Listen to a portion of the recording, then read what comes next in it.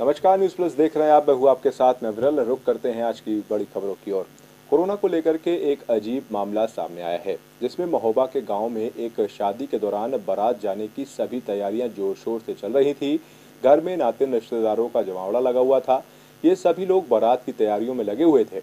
वहीं घर परिवार एवं पड़ोसी एवं रिश्तेदारों की महिलाएं शादी की रस्मों रिवाज में व्यस्त थीं। दूल्हे के अचानक कोरोना पॉजिटिव होने की खबर किसी ने प्रशासन को दे दी और चंद मिनटों में ये खुशहाली की जगह मायूसी छा गई।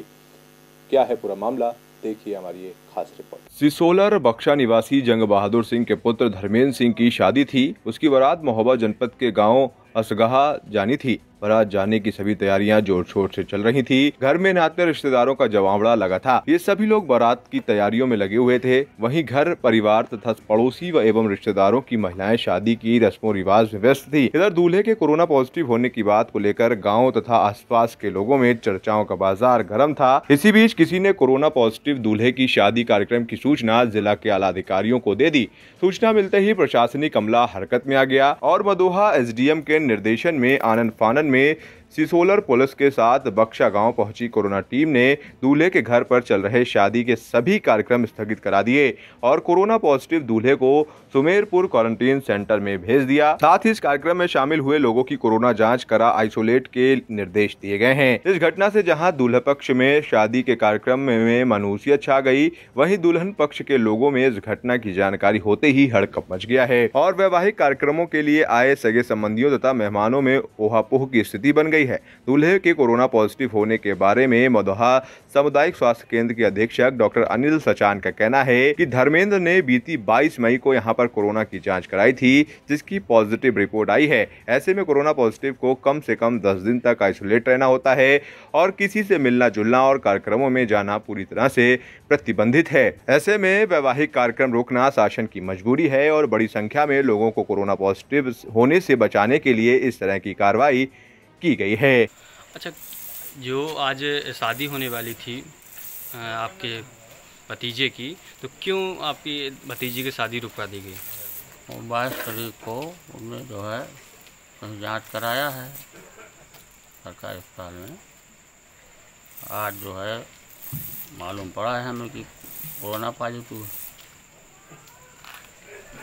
जिला प्रशासन ने उसको क्वारंटाइन करके सुमेरपुर में रखा है, उसके कारण शादी रुक गई।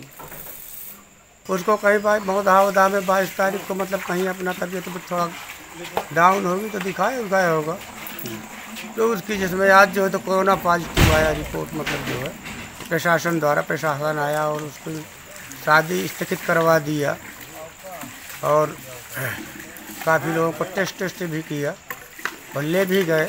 हम लोगों ने बहुत कहा कि मतलब शायद मतलब थोड़ा आज भर के लिए वो कीजिए, लेकिन वो माने नहीं। जबकि वो लड़का काफ़ी पोजीशन में अच्छा भी था, बोलता चालता सब कुछ था। ऐसा इतना ज़्यादा वो नहीं था कि मतलब शादी जाने लायक ना हो, क्या हो, मतलब ज़्यादा गंभीर था नहीं, फिर भी वो माने नहीं, ले गए इसको। Bureau report, news plus. मुख्यमंत्री योगी आदित्यनाथ के दौरों का दौर लगातार जारी है। गांव-गांव का चक्कर, हर पल स्वास्थ्य सेवाओं का निरीक्षण, पर कब, जब लाखों मौतें कोरोना से हो गई हैं।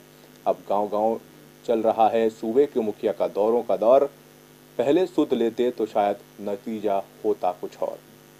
क्या है मामला, देखिए पूरी रिपोर्ट। गांव-गांव चल रहा है सूबे के मुखिया का दौरों का दौर। पहले सुध लेते तो नतीजा होता कुछ और। यूं तो कोरोना के केसेस में काफी कमी आ गई है और मौतों के आंकड़े भी कम हुए हैं। सरकारी तंत्र ने सुध तो ली है, पर हजारों मौतें हो जाने के बाद सूबे के मुखिया अब जिलों और गांवों के चक्कर लगा रहे हैं, लोगों से मिल रहे हैं, सेंटरों का निरीक्षण कर रहे हैं। तो शासन भी तेजी में आ गया है। कोविड नियंत्रण टीमों ने भी कमर कस ली है और लोगों को राहत मिल रही है। अगर ये ही सब मार्च के आखिरी सप्ताह या अप्रैल की शुरुआत से शुरू होता तो शायद नतीजा कुछ और ही होता। विपक्ष इतना हावी ना होता और सैकड़ों मौतें शायद ना होती। पर सूबे के मुखिया शायद उस समय पश्चिम बंगाल के चुनाव प्रचार में लगे हुए थे और स्टार प्रचारक के तौर पर वो वहां व्यस्त थे। पर हुजूर ने इस दौरान काफ़ी मेहनत मशक्कत की, जिसका नतीजा पश्चिम बंगाल के चुनाव में बीजेपी को नहीं हुआ और प्रदेश में स्वास्थ्य व्यवस्थाएं चरमरा गईं। जब स्थितियां विकट हो गईं तब सूबे के मुखिया को ध्यान आया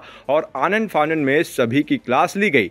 कई स्वास्थ्य अधिकारियों के तबादले तक हो गए, नई टीमें गठित की गईं, टीम 11 की जगह टीम 9 बनाई गई और मुख्यमंत्री के दौरे शुरू हुए और तब जाकर हालात में कुछ सुधार आया है। पर यह सब पहले हुआ होता तो शायद प्रदेश की हालत कुछ और ही होती। Special desk news plus. Corona का दौर लगातार जारी है। दूसरी वेव जो है वो कहीं ना कहीं लोगों को इतना प्रभावित किया है जिसपे कई लोगों ने अपने अपनों को भी खो दिया है।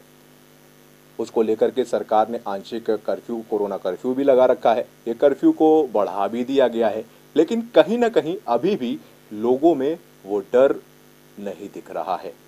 वो डर क्यों नहीं दिख रहा है, मैं ऐसा क्यों बोल रहा हूँ, ये रिपोर्ट देखने के बाद आप खुद समझ जाएंगे। देखिए हमारी ये खास रिपोर्ट। जहां एक और लगातार कोरोना के लेकर योगी सरकार सजग दिख रही है, तो वहीं कोविड से बचाव के लिए सरकार ने प्रदेश में कोरोना कर्फ्यू लगा रखा है। अब ये कर्फ्यू 31 तारीख तक का बढ़ा दिया गया है, जिसके बाद से लगातार कोरोना और कोरोना से हुई मौतों के आंकड़ों में लगातार कमी भी देखी जा रही है, जिसको लेकर के सरकार लगातार लोगों को जागरूक भी कर रही है। लेकिन लोग हैं कि मानने का नाम नहीं ले रहे हैं। बात अगर कोरोना गाइडलाइन की करें तो आवश्यकता पड़ने पर ही लोगों को घरों से बाहर निकलने का आदेश है या सरकारी ऑफिसों में काम करने वालों को बाहर निकलने का आदेश है। लेकिन आज बुद्ध पूर्णिमा के कारण अवकाश भी है, लेकिन लोग हैं कि अनावश्यक ही आज के दिन भी बाहर निकलते दिखाई दिए। इतना सब होने के बाद भी लगता है कि शहरवासियों को कोरोना से अब भी डर नहीं लगता है और लगातार सरकार के आदेशों की धज्जियां लोग उड़ा रहे हैं।